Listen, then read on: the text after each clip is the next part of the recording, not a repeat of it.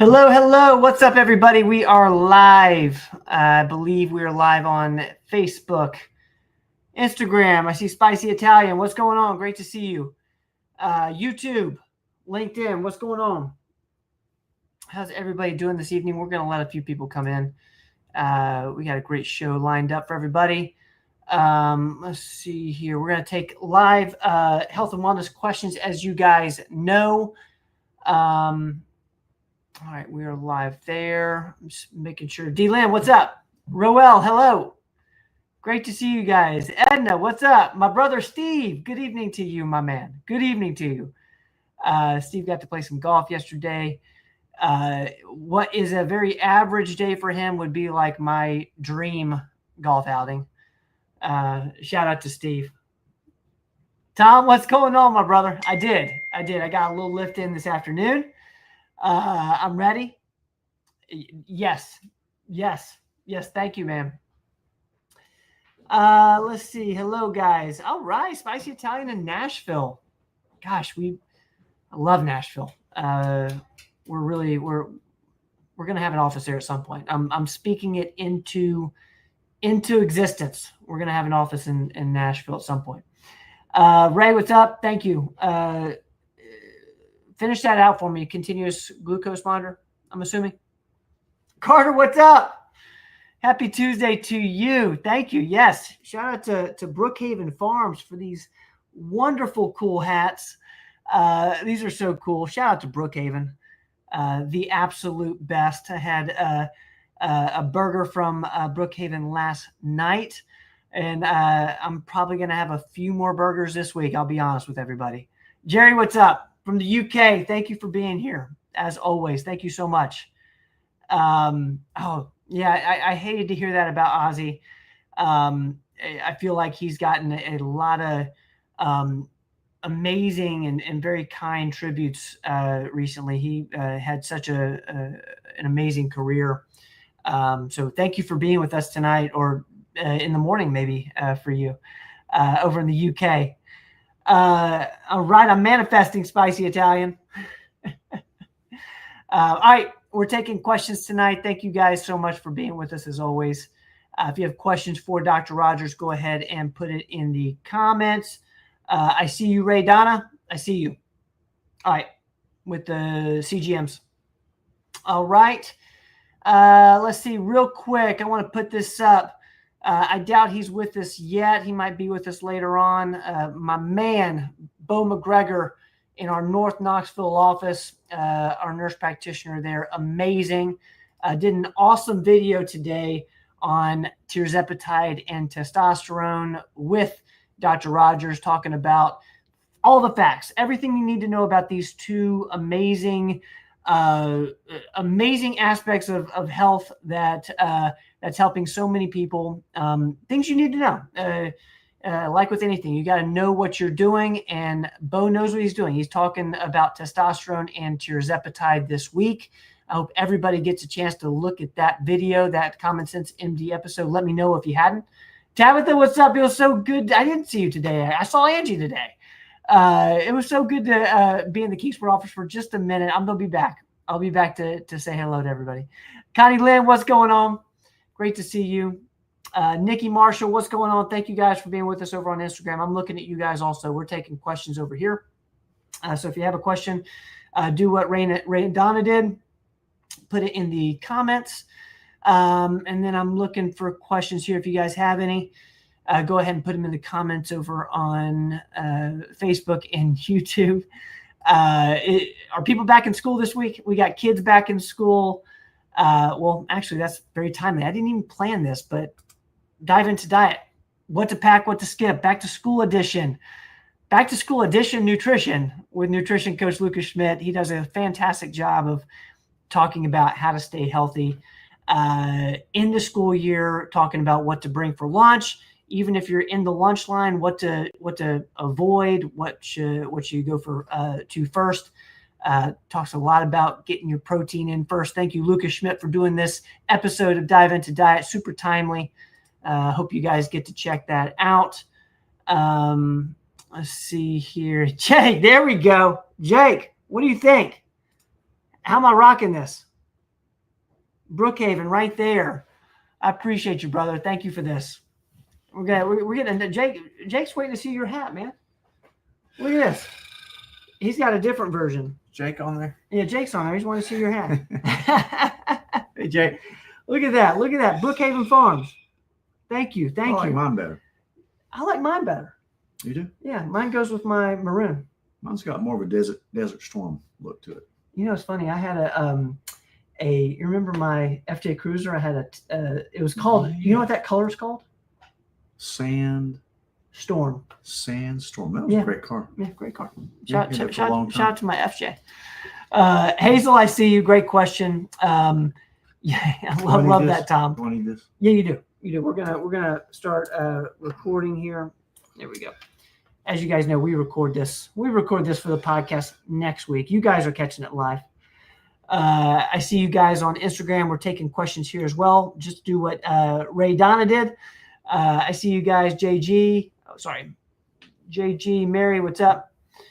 How's the day? Oh, we had a great day. You had a good day? Good day at the office. Yeah. You get a walk in. It was like perfect. Ernie and I got a walk in. How long did you walk? Beautiful walk. It's 30 minutes. Okay.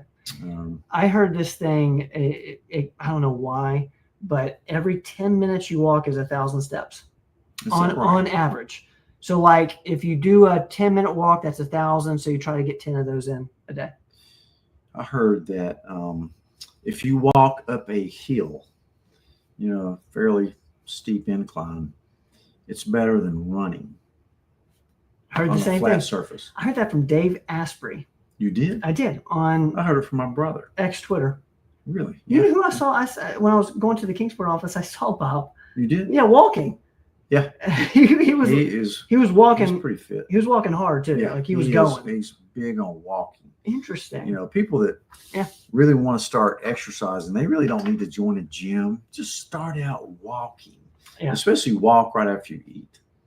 And it really helps prevent the carbs, especially from turning into sugar in your bloodstream. I do that when I have eaten something that, it's probably not the best for me. I'll do it when I I have these darn peanut butter pretzels in my office and I can't help but have some in the afternoon.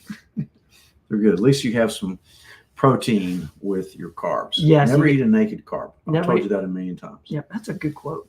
Never eat a naked carb. I like that. Yeah. Barbara, I see you. Hello. Thank you. Yeah, that's awesome, Tom. I had an FJ Cruiser, and it's like a sandstorm color. It's very similar to Doc's hat right there. It's a great color. I like it. All right, guys, we are taking questions. We got a few that came in throughout the week. We got some vitamin questions that would be fun to kind of go over. We had a listener send in kind of a list of vitamins they're taking.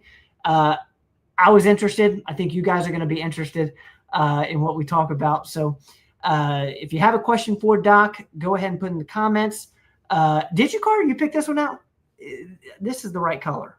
It's a little. That goes more with you. It's versatile. Yeah. It's versatile. You're more classy than I am. Dana, hello. So good to see you. Thank you for being here. All right, let's jump into the questions. This is a fantastic question we get all the time in office. Taking HRT via pellets, is taking DIM helpful? And if so, why? Yeah. DIM stands for diindole methane. And what it does, it really kind of helps prevent conversion of testosterone to estradiol. So it kind of helps balance it out. Really, I use it more in men than I do women.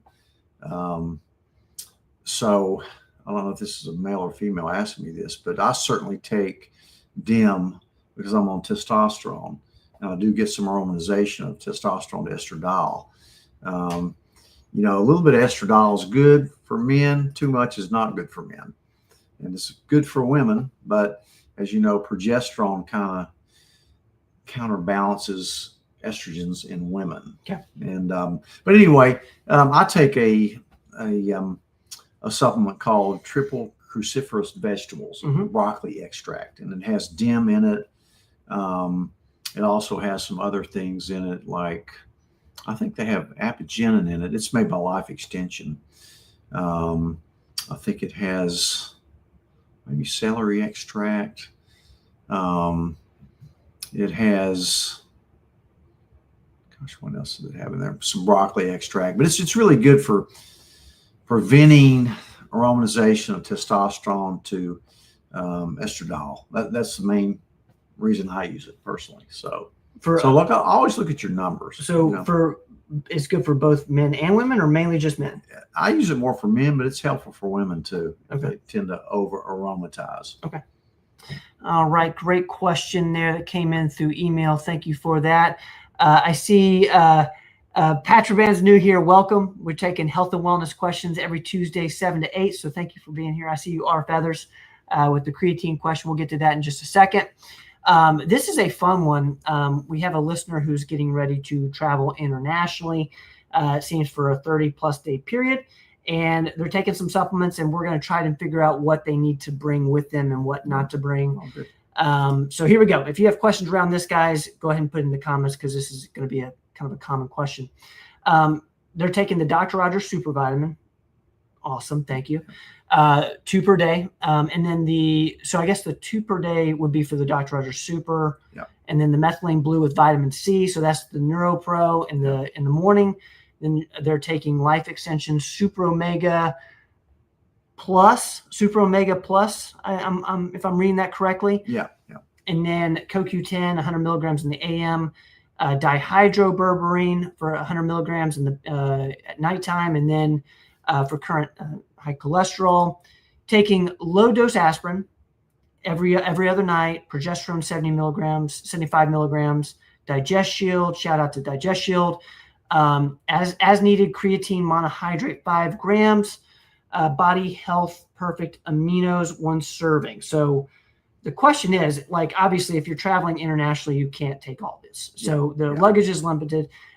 Of this, what do you think this listener should take? And then we'll go over some meds. It's a great question. Nobody's ever asked us that. I love it. Because from an aspect of somebody who takes a lot of vitamins, I run into that too when I travel. I don't travel much internationally. I wish I did. But when I get to go to Gatlinburg or somewhere like that, some exotic place. When you go to Nashville, we got a Nashville listener. Yeah, when you I do go to Nashville. I do go to Nashville. But anyway, that's a great question. For sure, take your super vitamin, because you're getting a lot of things in the super. You're getting your 5,000 D with K, MK7. You're getting your methylated B complex. You're getting your high dose liposomal C. You're getting your zinc, your boron, your manganese, your vitamin A. You're getting a little bit of iodine. You want to see the list? There's just a ton of stuff in that. So definitely take that. That'll save you a lot of room if you take your super. I like methylene blue because it gives me energy. And if you're traveling internationally, you need to take methylene blue with you. It's also a great antiviral, antifungal, anti-parasitic.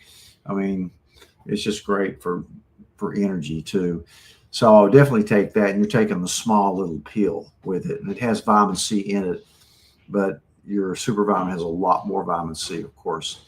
The omegas are number 2 on my list, right behind D with K. So you could take them. CoQ10, energy-wise, you could definitely take that. It's a small pill. You could probably get by without your berberine, really, unless you're going to eat a very high carbohydrate, sugary. If you're going to Italy and you're eating gelato every night, you might want to take that. Low dose aspirin, for sure, take that. That may be the most important one, because you're traveling. You don't want blood clots. So definitely take low dose aspirin. Progesterone, if you're taking that as a woman, obviously, although I take a little bit, 25 milligrams myself. I know. But you should definitely take that. Digest Shield, of course, because you're going to be eating a different cuisine. The creatine and perfect aminos you could probably not pack. But one thing that you left out, I don't know if you take magnesium at night, is a very helpful supplement to take. I would consider taking melatonin too to get your sleep rhythms. Yeah, definitely, especially if you're, going overnight to Yeah. Europe and that kind of thing. Yeah. But it's always good to kind of set your clock. You had an Australian patient in the office today, and they're getting ready to take that long flight on Wednesday. So I'm assuming they'll take some melatonin. For sure, yeah. You've taken that trip several times to Australia, and that's a long trip. But those are the ones I know. There's still a lot, but you can take those. Again, I would take the CoQ10, maybe the methylene blue. I would definitely take over the CoQ10 if you're limited for space. But so I'm hearing super methylene blue, Digest Shield, low dose aspirin. Yeah, those would be the biggies. More than progesterone too. Progesterone. And progesterone. You can't stop that. Okay, and then no need for the super omegas. Not as huge a deal. Okay. Just eat a lot of fish while you're over there. So let's go over this. I think this is a fun topic too. Like meds to take. It's funny. Like whenever I go on a trip, you're always very like. Do you have this? Diligent. Usually the answer is no, because he doesn't prepare very well. It's true. It's true. But like at your house, you should always have a Z-Pack. You should always have Zofran for nausea and vomiting. You should always have some over-the-counter Imodium. Those would be the biggest things I would take. Also, I'm big on ivermectin. So taking that with you? So taking all this with you, or having take it with you? house? No, okay. Take it with you on your trip. Okay. Yeah. Okay. Get your little medical kit. I'm all the time prescribing things for people to take on a trip or to keep at their house. Yeah. It just may save you a trip to the ER if you have something there. I'm trying to think of anything else that you might need. Also, if you're traveling to somewhere where you don't want to drink the water, you're worried about that, take some activated charcoal and some Pepto-Bismol tablets are small. I was gonna say activated charcoal is what and you said Zofran, didn't you? Zofran. You said Zofran. Yeah. You said activated charcoal. Yeah. Yeah. Antibiotics, Z-Pack. Ivermectin's not a bad thing to take too, like you said. Yeah, I like ivermectin a lot. What else you would if you get sick? Yeah. Well, some people will take it prophylactically while they're traveling, Yeah. especially if you're going on a cruise. Definitely take ivermectin at least a couple times a week while you're on a cruise. Such a great question. Guys, let me know if you have more questions around that, if that was interesting. I found it really fascinating. I really appreciate the question. Hope that helps a little bit. Okay, we're going to get to the live questions here in just a second. I see you guys on Instagram. Stay with me. I'm going to get to those here in just a second. We had this come up a little bit last week, I believe, around grounding. What's your opinion on grounding? What are the remarkable benefits, if any? Yeah, I think it is remarkable. The best way to do it is walk barefoot at your home or in the woods, because our bodies are electrical. We're electrical beings. You get down to a biochemical basis. Everything is based on electricity, the electron transport chain. That's what makes your mitochondria produce energy. We're really electrical beings. I mean, look at your heartbeat. Yep. But all the cells are based on the electron transport chain. That means little atoms flying around, releasing electrons, gaining electrons. And it turns out that if you are grounded to the earth, all your electrons kind of line up better. And it's kind of difficult to explain. In other words, when you wear normal shoes like tennis shoes, it takes all that away. It's like insulation that you're not getting that effect. I did buy a grounding mattress cover for my mattress. I can be honest with you, I didn't notice that much of a difference. And now that I have a sleep 8 bed, I don't even use it. Yeah. So I really didn't notice much from that bed. I didn't sleep any better. Of course, you try to get all electrical stuff out of your bedroom if possible, or away from you. And definitely don't use blue light at night. But yeah, I like grounding. I just think it leads to better mitochondrial function and therefore more energy. And so and the grounding mats, I wouldn't go out and spend a ton of money on that stuff. I mean, some people do. I just don't think you really need to. I think you need to avoid a lot of EMFs. Like, don't try not to carry your phone in your pocket, that type of thing. That's something we need to talk more about is the EMFs. We haven't done an episode on that. We do need to talk about EMFs. Now, would you say like grounding, walk around your yard for 10 minutes? Any amount will help. Okay. The longer the better. It will really make you feel better. Just go out and walk barefoot in your yard. You just feel so much better after you do it. And you can actually wear shoes that, ask Ben Curtis, he has some that have soles that will allow grounding. Really? Mm-hmm. Oh, yeah. So it protects your feet from like, rocks or nails, yeah, but you're still grounded. Yeah. That's cool. Yeah. That's cool. So beneficial. All right. Thank you for those questions that came in through email throughout the week. If I missed you, I apologize. I'll be looking tonight, I promise. And we'll get it on next week's show, but I don't think I missed any this week. Okay. If you guys have a question, go ahead and put it in the comments. I'm going to come over here to Instagram. You guys have been patient with me. Let's start with, let's see, Ray Donna. Tell me about the information about a continuous glucose monitor. So continuous glucose monitors, free trial, or does insurance pay for it? So CGMs. If you're a diabetic, yes, they will pay for it. If you're not a diabetic, probably not. But now that the Stello has come out, it's an over-the-counter continuous glucose monitor that's inexpensive. We put them on people in our office all the time. I stock them because most pharmacies don't have them. You have to order it from Amazon or for the company. Okay. From Stello. And I like to have my nurse put them on people and get it hooked up to their smartphone to make sure they're doing it right and know how to interpret it. But yeah, I mean, I've worn them several times.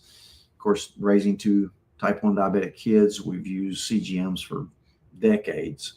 And they may be the most helpful thing for a diabetic, for sure, especially for a type 1 besides insulin, because it shows you what you eat, how it affects your blood sugar. And remember, the hemoglobin A1C, which is a typical 3-month average sugar, is not the most important thing. It's really the spikes that do the damage. And spikes happen all the time. It's well known that the spikes cause the endothelial damage. So you may have a good A1C or a decent A1C, 5.5, 5.6.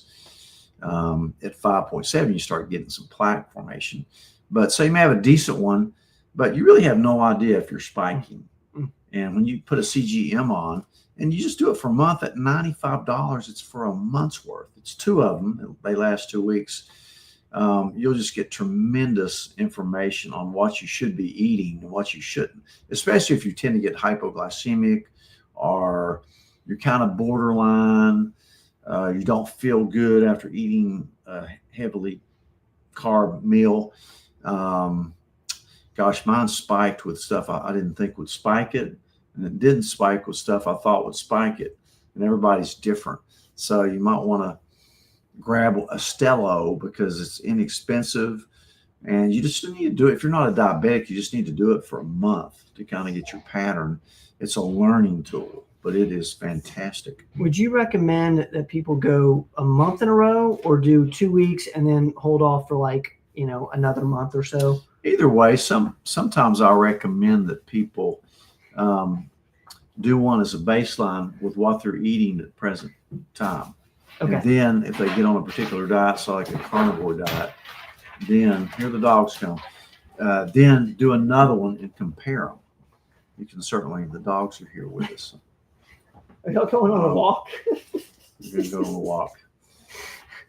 Izzy and Ike are getting a walk, so be very happy for them. They're going for a walk. That was well worth it right there. I love it. Ray Donna, does that help at all regarding the CGM? Yeah. And then Spicy Italian is asking, do you recommend peptides to improve your immune system?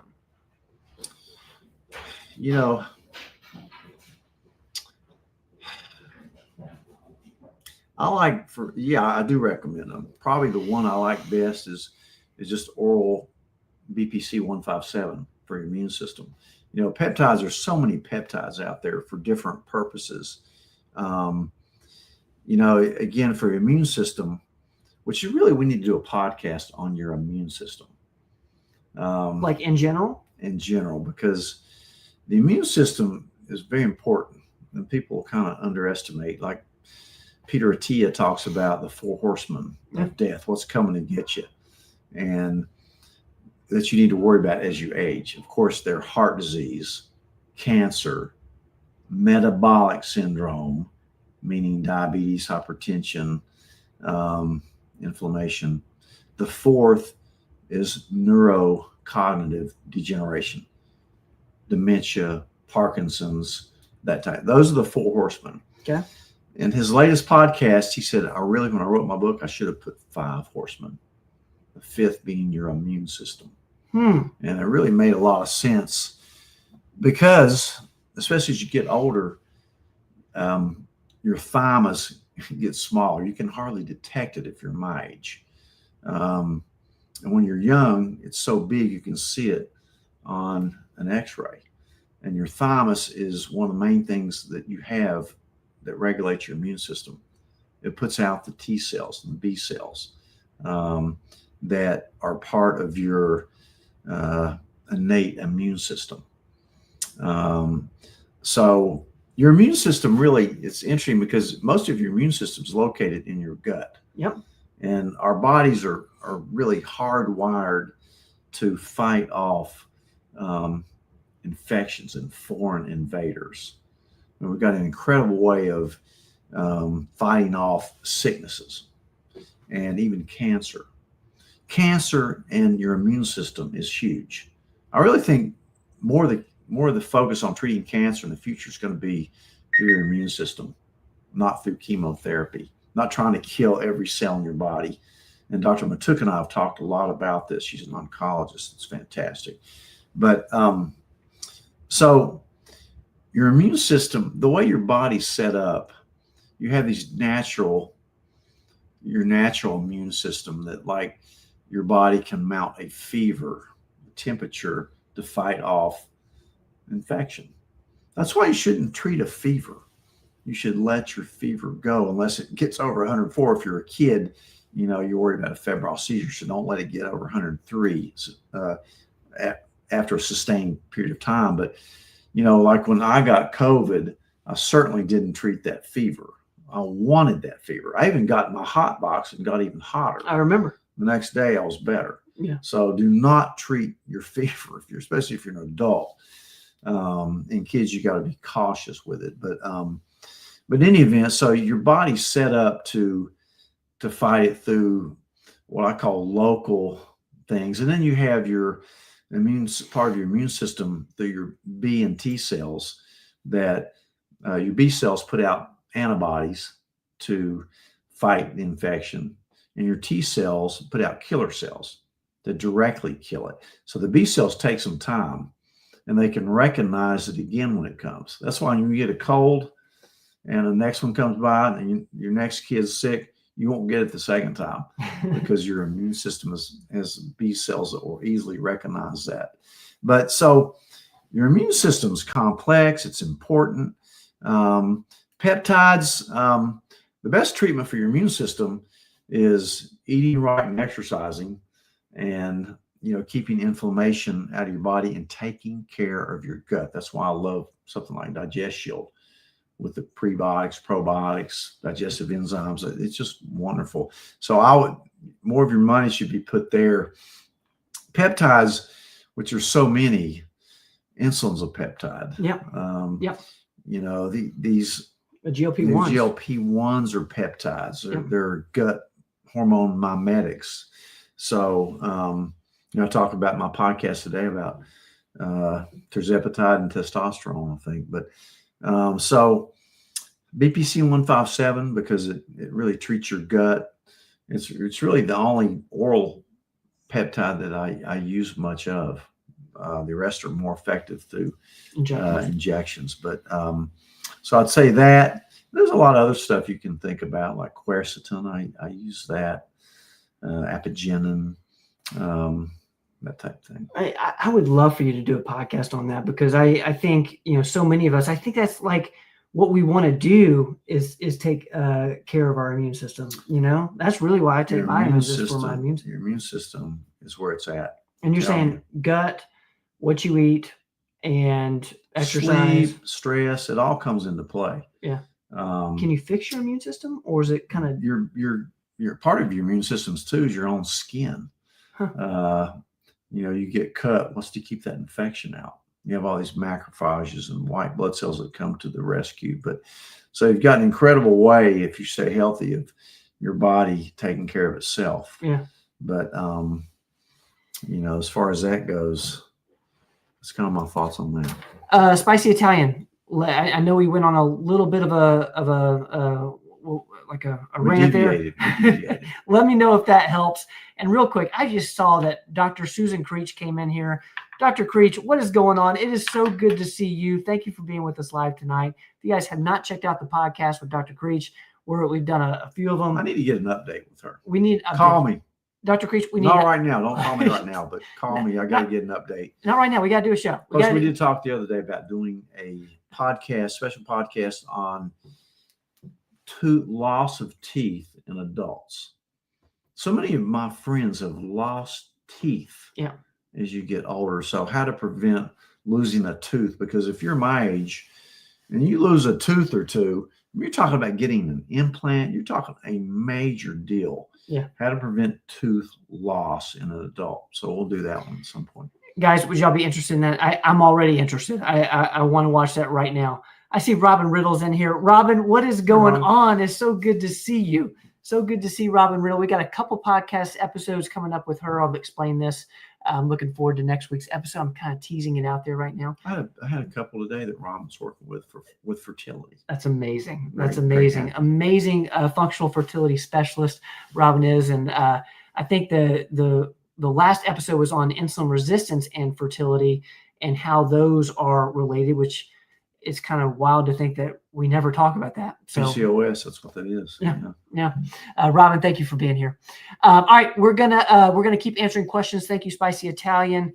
We need to do a podcast on the immune system.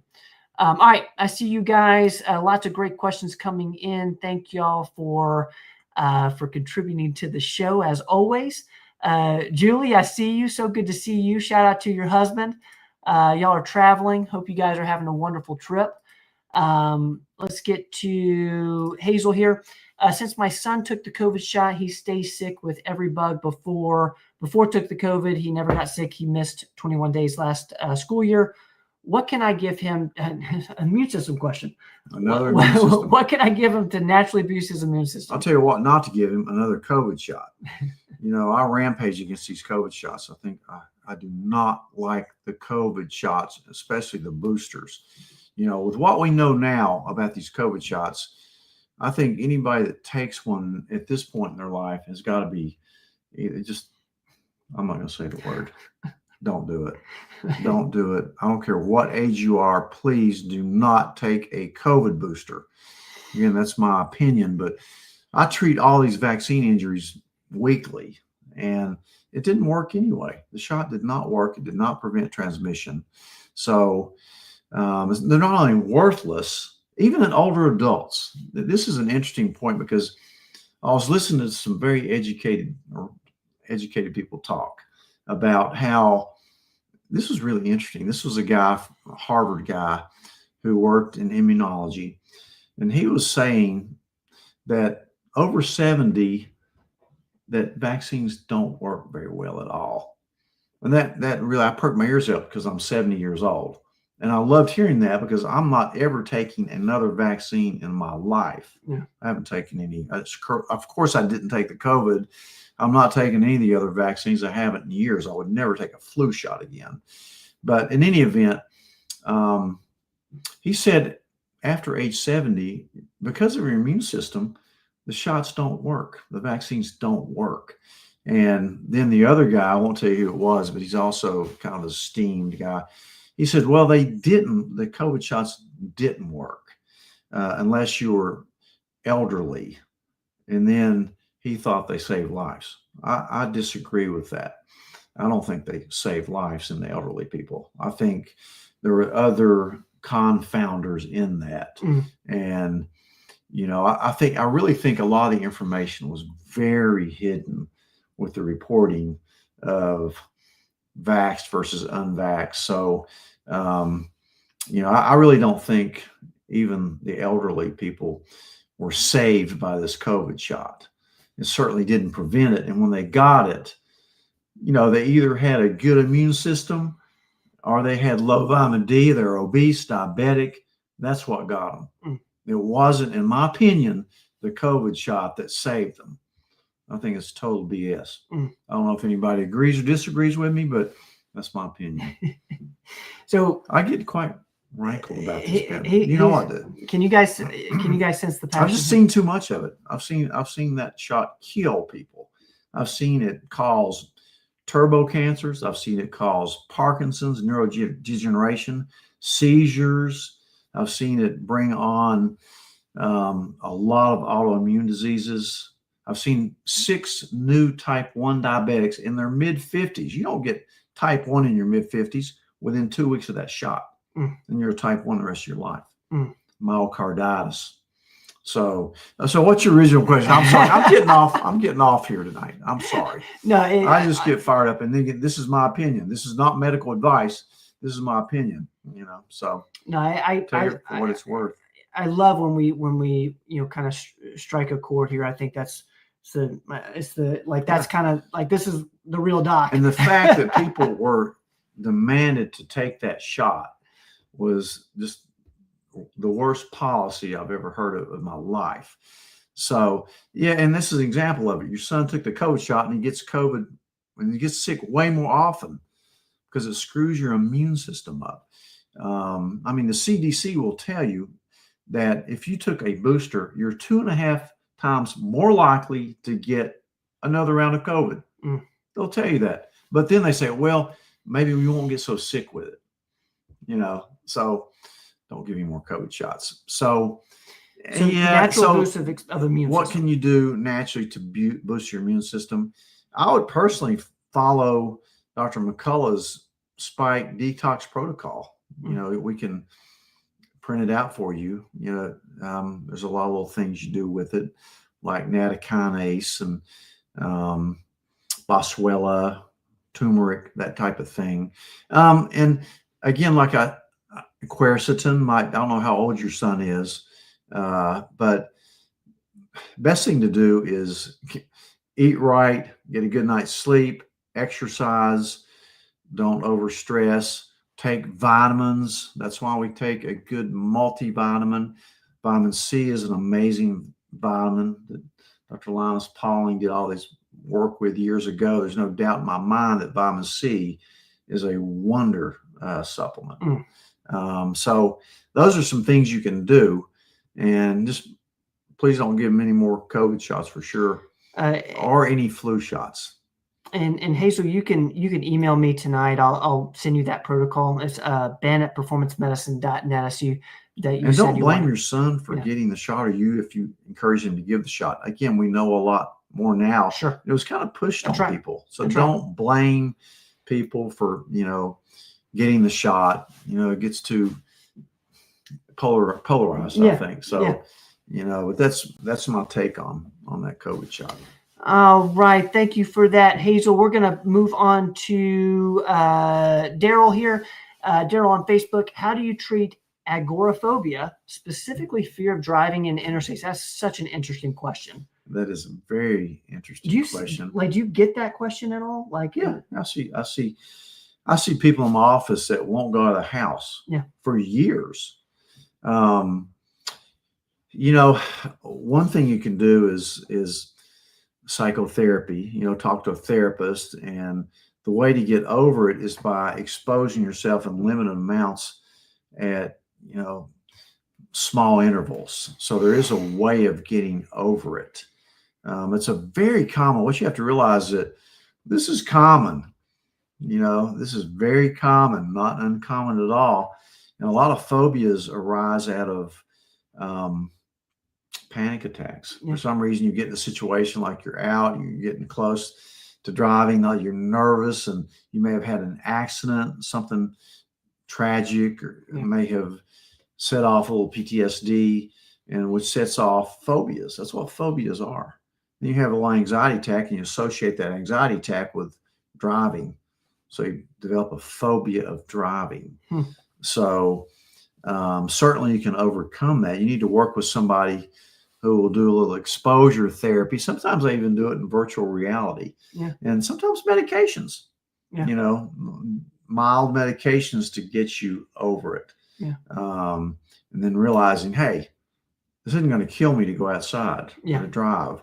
And you kind of start realizing slowly, baby steps, I call them, that, hey, I'm going to be okay. You know, and there's all kinds of ways to activate that parasympathetic nervous system, different little tricks like humming, deep breathing, belly breathing, stretching. You know, there's all kinds of ways to get over this, but work on it. Don't just accept, hey, I can't go out and drive.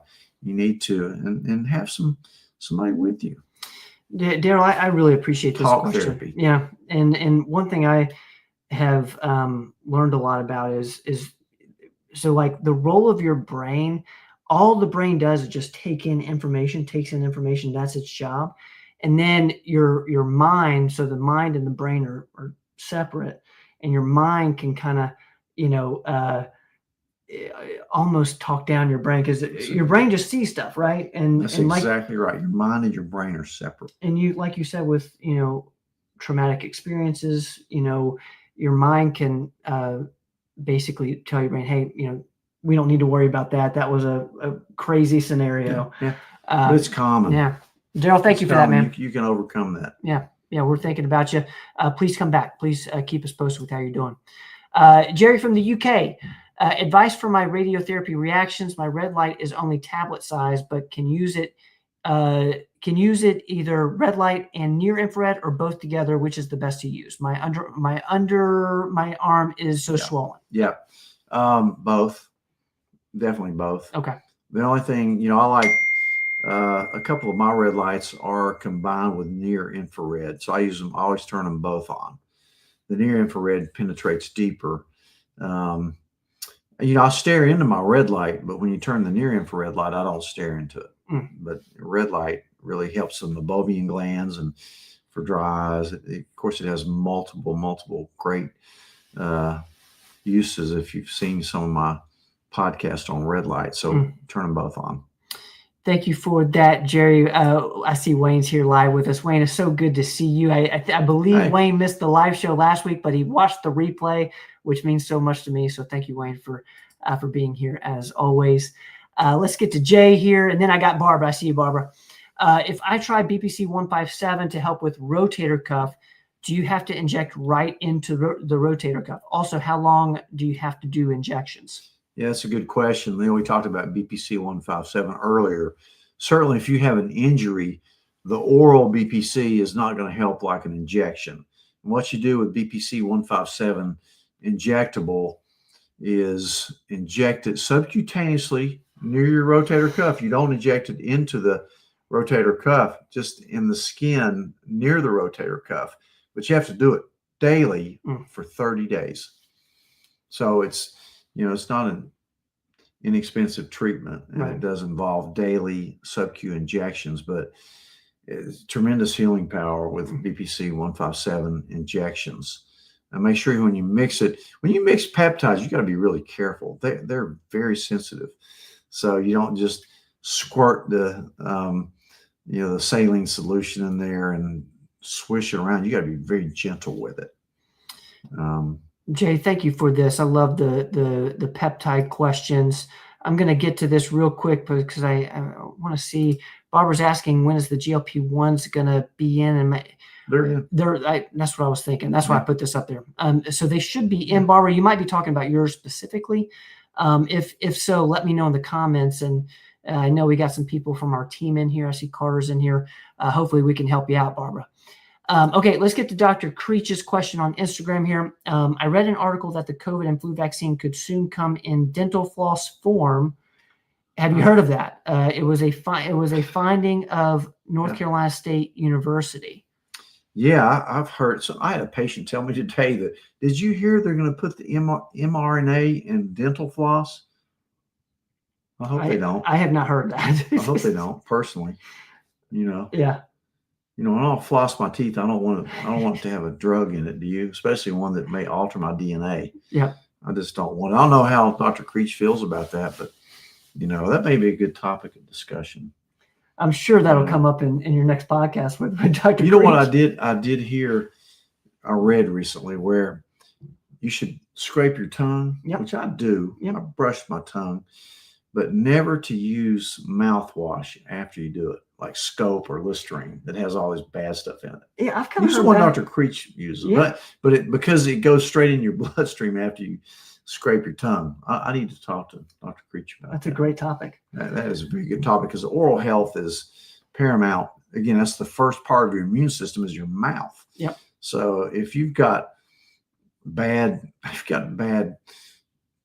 gut flora in your mouth or mouth flora, and Dr. Creech, as far as I know, is the only one around here that actually checks your saliva for it. She's done mine, and it was amazing. But you have to think about that. Yeah. Your immune system, because if you have bad gums and teeth, you're not going to be healthy.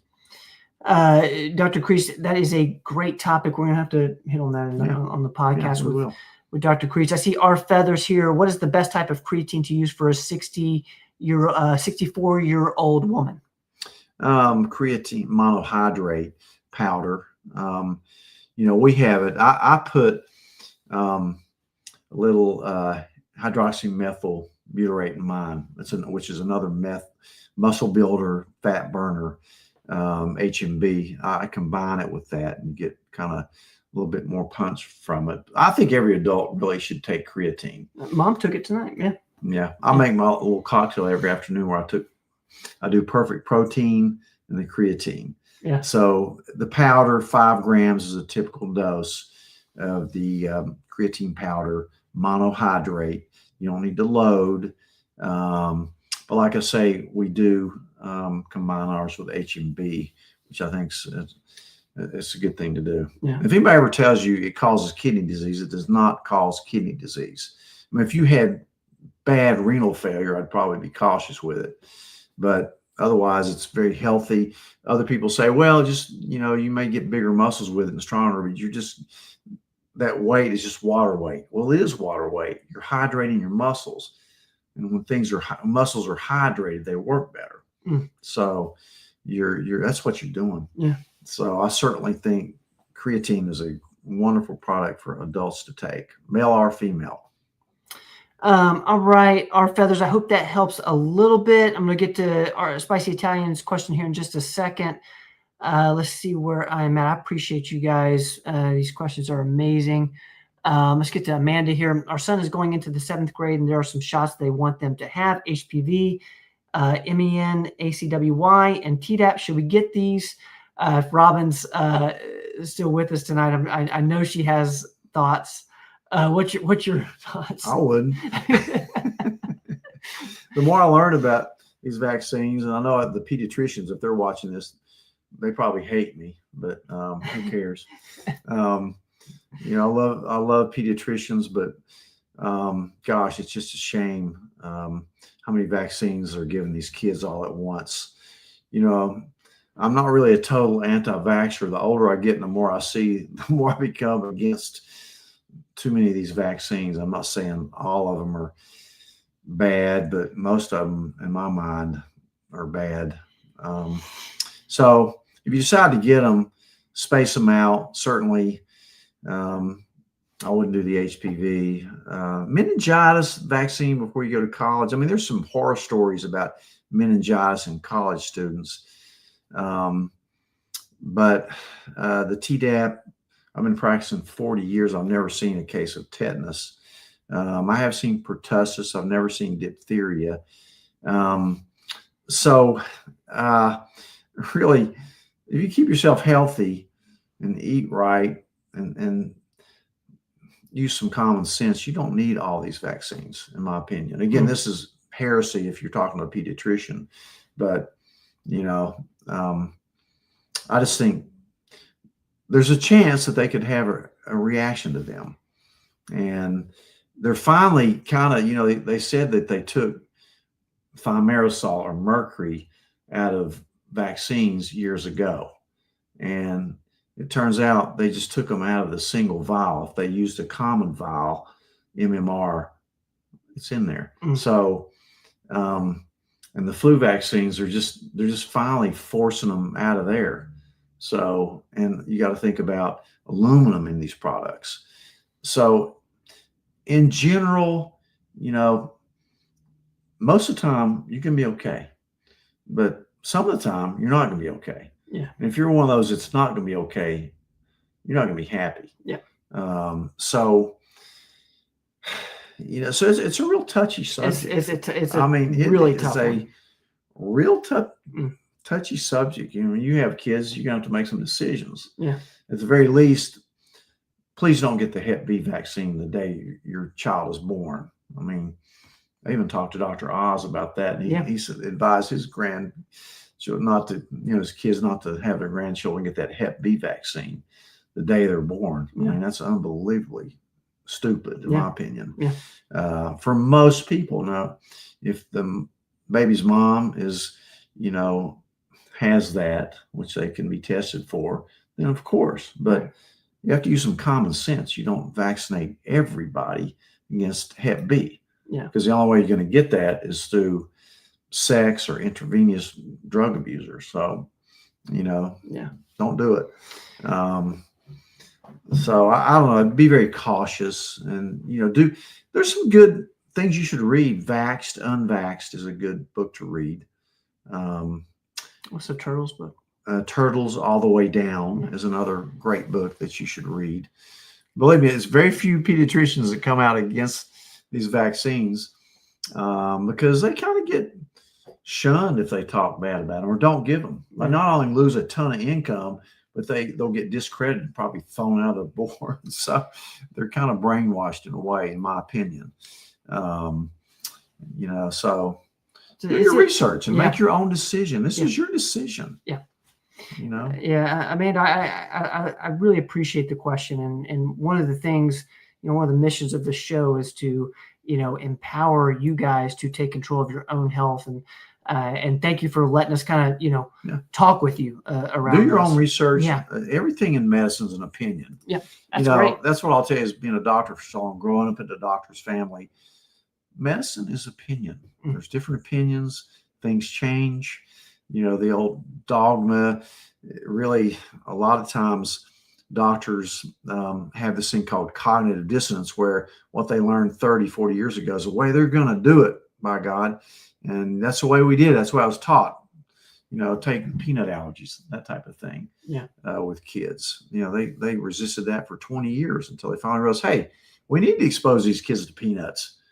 Because when they started limiting peanuts until you're 2 years old, the rate of anaphylactic reactions from peanuts went sky high. That's because we weren't exposing them to peanut butter and peanuts. So now they've come around, but it took them 20, 25 years to accept that and to change it. So use your own brain, think, research, and you'll get you'll make your own decision. Real quick, let's get this for Angie. Can a type 1 diabetic on an insulin pump take this? They're talking about the GLP-1s. It's off label, but certainly my daughter Kelly takes a GLP-1, and she's a type 1. You have to really lower your insulin that you give yourself in the pump because you risk hypoglycemia. But really, as a type 1, you want to use less insulin because insulin is a fat storing hormone. It's a fat storing, hunger hormone is what it is. So you can. And there's a lot of endos that are now coming around for this too, but you better talk to a doctor who does a lot of this before you do it, and guide you on how to titrate your insulin levels down as you get on a GLP-1. There's so many great side effects from GLP-1s, including way less heart attacks, less strokes, reversal of chronic renal disease from diabetes, reversal of non-alcoholic fatty liver. I mean, think about the people that are at risk for this. Diabetics. Mhm. Diabetics, what gets them is metabolic syndrome. Yeah. So, yeah, I like them. I really like them. Thank you for that question. And just get to Cody real quick. Where's the threshold for estrogen in men to maximize benefits of estrogen before negative effects overrule / take place of the Yeah. That's a great question. It is good because men need estrogen, some of it, just like women need some testosterone. So, I look at a level of around 20 to 30 is probably the optimal level Of estrogen? of estradiol, Estradiol. which we measure every man that comes in there, especially if they're on testosterone. I don't really use as many, I don't prescribe as much anastrozole as I used to. Like if your level's 50, I don't put anybody on anastrozole. I'll wait till it's really high, 80, 100, then I will put them on a little tiny bit of anastrozole. But again, that's where the DIM comes in, diindolylmethane. It's great for kind of inhibiting that aromatase action. So that's one thing that men should look at is their estrogen levels. Yeah. Just like women do. So 20 to 30 is optimal, but if it is zinc will also decrease your estrogen levels and progesterone. I take a little bit of progesterone because I do aromatize a little bit. So I take the cruciferous vegetable pill and I take a little bit of progesterone. So important because you want that heart and bone protection that some estrogen provides as a male or female. Such a great question, Cody. Thank you for letting us talk about that. I want to get to Mark here real quick. My brother Mark, I missed your question last week. His question tonight is: administering melatonin may restore microbiome balance, particularly during metabolic disruption. Thoughts on how to introduce melatonin and pro/prebiotics together to modulate gut biome? Yeah, there's no doubt that a lot of new research says that melatonin does help your microbiome. It's also very cancer fighting. Every cancer patient that comes into me, I put them on melatonin. And I have some people that are on pretty high doses. You can believe how high a lot of people get on that. Of course, pre and probiotics, everybody needs them as well. My favorite, of course, is Digest Shield because you can overwhelm your gut too with too high. You've done that. Too many billion CFUs. Yeah, I have done it personally. I didn't feel good on it. I think that Digest Shield has the right for most people. I mean, almost everybody I put on it stays on it. Yeah. I ran some in my golf cart up to your house one night at 10 o'clock because he ran out of his Digest Shield. Had an emergency golf cart. It took me 5 minutes to get up there, and he was still getting on me. He was impatient. I ran out to his clock. I ran out to the golf cart. Yeah. Give me the Digest Shield. I just ate. Just ate something I shouldn't have. Mark, thank you for that question. I love that. It's a great. That's a story we'll tell for forever. I think. Yeah. Gwen's question is: insurance pays more for Wegovy now, but Zepbound seemed better to me. Do you think there's enough difference to pay the higher price of the compound version of Zepbound? I love this question, Gwen. Great question. Can you believe Blue Cross stopped covering Zepbound and made you take Wegovy when those are two totally different drugs? It's criminal to me. I mean, it's wrong. They did it. With insurance, it's all about the money. They don't care about you. They don't care at all about you. Believe me. Trust me. They do not care. But yeah, I do think there's enough difference. I think the Zepbound in every study outperforms it. There's way less side effects. It's just a better drug. There'll be another one that's even better than that coming out. Yeah. But we're looking at the Triple G now, retatrutide. It's not out. It's not FDA approved yet, so you can't use it. But any event, yeah, you should pay a little higher price for it. Even me, I think I did a podcast on this. Or you did an Instagram reel on this topic. I myself take a microdose. Oh, you did a podcast on that. Of tirzepatide, which is Zepbound, same kind of thing. It's a compounded form because I take a very low dose of it, and I'm not overweight. I'm not a diabetic. I'm doing it for longevity, for protection. So yeah, I think you should pay a little bit more for it. And I think these people, Zepbound's already come out with some cash prices, but yeah, tragic with some of these insurance companies. Gwen, thank you for that. Real quick, I see. Thank you, Carter, for that. And I'm going to put this up just for those who can't see Carter's comment. We post the podcast. We post it on. It's on YouTube forever, and then also it's on Apple and Spotify. Performance Medicine TV is the podcast stream on Apple and Spotify. Thank you, Deborah. Okay, I think if I missed anything, let me know. I know one. I think Spicy Italian's asking. I heard about an ivermectin nasal spray in the works. Do you have any info on it? Ivermectin nasal spray. No, I'm sure a compounder can probably make it. Another thing you may want to take on the trip. Somebody asked me before is some Cofix nasal spray. I really like that. It's a povidone iodine nasal spray. So when you're around somebody that's sick or you're coming out and start squirting it up your nose, we use that out the wazoo during COVID. Yeah. We stock it in all our offices. So take some of that as well. But her question was ivermectin nose spray. Yeah, you can probably get it compounded. The other thing, a lot of people use ivermectin cream for face for acne. A lot of people are doing that. I gotta put this up from Tom. Tom's gonna make me strong. I can feel this. Yes, I did. And I need to look at that. I need to increase my creatine dose. A lot of people go up higher. I gotta go high. I gotta go. What are you? 5? 5. You're 5. I think you can take up to 15. 10. I have gone up a little bit. And I'm just gonna put this up as well because I'm seeing Jake is saying, well, creatine, wash it down with some raw milk might be the combo. That might be the combo. That is a great combo. Now, can you take the powder? I love raw milk. It's the best. And thank you, Jake, for the chocolate raw milk. That's my favorite. I see Ivy would rather do the chocolate raw milk with the creatine. That sounds perfect. That's a new cocktail really good. I'm going to do that.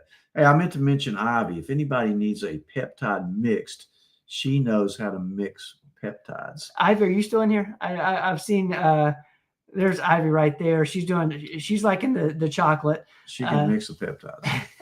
Because there's a little art to it. I bet. Shout out to Ivy and JC with Ivy. The thing about peptides too, you have to get them now until the compounders start making them again, which I think they will because RFK is, allowing some more of this stuff to be done that should be done. So I think that right now when you buy it from Peptide Sciences, which I think is not a bad place to buy it from, they don't give you any instructions on how to mix it, how to dose it, anything. So you have to go to somebody who knows what they're doing. So thank you for that, guys. I believe we've done it. Thank you, Tom, for that comment.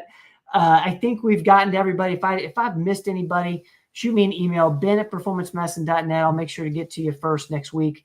I'm going to turn this podcast off, so it's just us. Man, you did awesome. You did good. Thank you. Such a great job. Such a great job. Guys, thank you so much. This show is about you. Y'all make it great. We appreciate great questions. Such great questions. Amazing questions. I don't need my microphone anymore. No. Okay. At dinner time, it's constantly with the mic. It's 8 o'clock. I got to go on a bike ride. Get your bike ride. Guys, thank y'all. Thank you for continuing to show up with us and hang out on these Tuesday evenings. Thank you, Instagram. We're going to be back next week, 7 to 8. As always, Tuesday, 7 to 8, answering your health and wellness questions. In the comments, let me know how he did. I thought Doc was amazing tonight. I thought he was awesome. Grandma Mary thinks you're amazing. I think you're amazing, Grandma Mary. I kind of went off tonight a little bit, but I thought it was awesome. Yeah. Great job, man. Carter, we love you. Love you so much. Thank you. Julie, thank you. Ivy, thank you. Tom, thank you so much, brother. All right, we're going to head out. We're going to go. I'm going to go get something to eat. You're going to ride the bike. All right. Love you guys. We will be back next week. Let me get my outro for Brad. Thank you, brother. See you guys. Don't go.